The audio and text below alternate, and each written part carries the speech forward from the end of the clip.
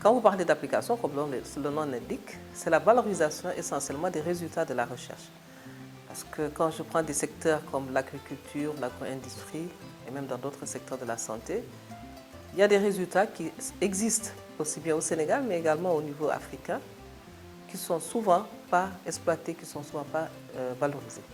Et donc c'est pour cela le chef de l'État a créé cette agence qui a été maintenue pour continuer cette mission de valorisation des résultats de la recherche.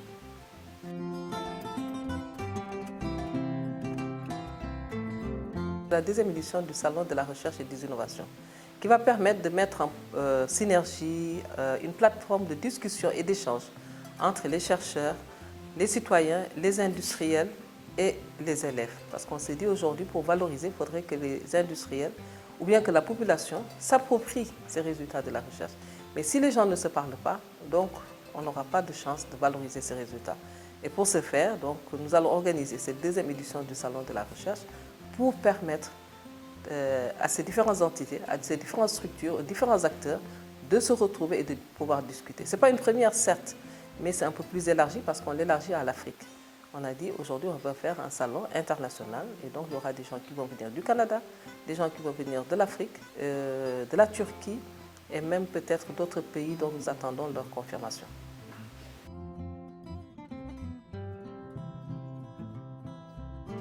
Les résultats, c'est que vraiment que des industriels s'approprient les résultats de la recherche. On va prendre des exemples concrets.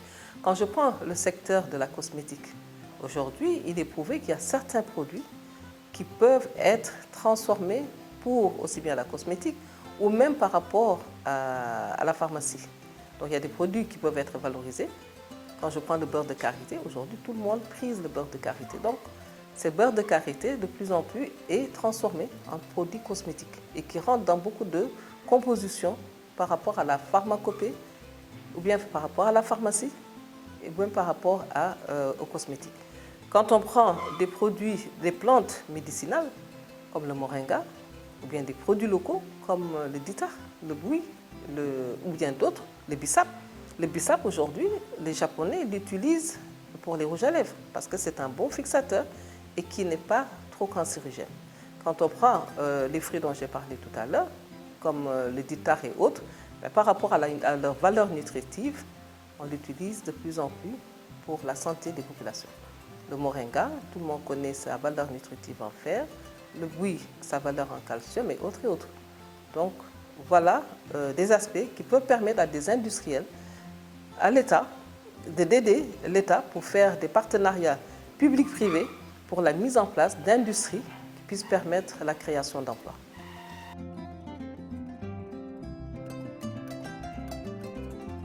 Pendant plusieurs années et même des siècles, l'Afrique est restée toujours avec la recherche fondamentale. L'Afrique surtout francophone, parce que quand je prends l'Afrique anglophone, l'Afrique anglophone est déjà dans la recherche-développement. Et ce qui explique eux-mêmes, ils ont le système LMD, qui n'existait pas dans l'espace francophone. Et actuellement, les chercheurs de l'espace francophone se lancent dans le système LMD. Et donc, ce système LMD qui met beaucoup plus l'accent sur la recherche-développement. Cette recherche-développement, donc, c'est une valorisation des résultats de la recherche. Donc, comment faire?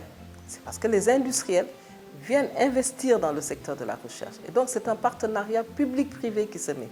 Parce que l'État n'a pas toujours les moyens pour mettre les infrastructures qu'il faut pour arriver à certains résultats. Et donc, c'est un appel. Cette symbiose entre le public, le privé et l'État. Parce que l'État va mettre en place des infrastructures comme les universités. Mais il y a des équipements lourds aujourd'hui que l'État ne peut pas acheter. Et par rapport à certains secteurs, il y a des industriels qui peuvent investir pour que cette recherche continue. Malheureusement, ça n'existait pas dans nos pays, surtout au Sénégal. Aujourd'hui, il est grand temps que l'espace francophone, effectivement au Sénégal, que les gens rentrent dans cette recherche-développement.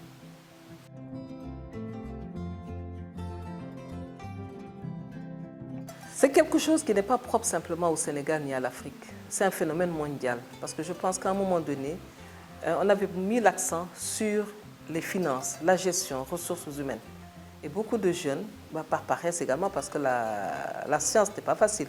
Être sur le terrain tout le temps, on n'est pas toujours en costume cravate. Donc les gens ont préféré se mettre en costume-cravate, être derrière un bureau. Mais quand on regarde les Américains, vers qui de plus en plus les jeunes vont, parce que quand vous prenez la France est aussi friande que nous, que des Américains. Donc quand on voit ces jeunes aujourd'hui qui sont allés vers ces structures américaines, qui voient ces farmers américains qui se font de l'argent en travaillant la terre, en étant des scientifiques confirmés, de plus en plus, je pense que les jeunes veulent se retourner vers les filières scientifiques. Quand je prends les mathématiques, la physique, c'est très dur comme métier. Et souvent, ça ne nourrissait pas son nom. Maintenant, on se rend compte que ce sera le contraire. Les meilleurs mathématiciens vont faire demain vraiment une sélection très facile. Parce que j'entendais la dernière fois à la radio, il disait qu'il y a presque plus de bons mathématiciens en France. Donc d'ici une dizaine d'années, on va chercher des mathématiciens. Donc tous les gens qui seront dans ces filières n'auront pas de problème de poste. Les filières scientifiques au Sénégal également, c'est la même chose. Aujourd'hui, vous avez besoin d'un bon topographe, il a fallu que quand même qu'on refasse des recherches pour trouver des gens et aller les former rapidement.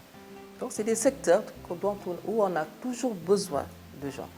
Et les gens se rendent compte, surtout les jeunes, que c'est des secteurs qui peuvent apporter de l'argent et qui peuvent nourrir l'homme.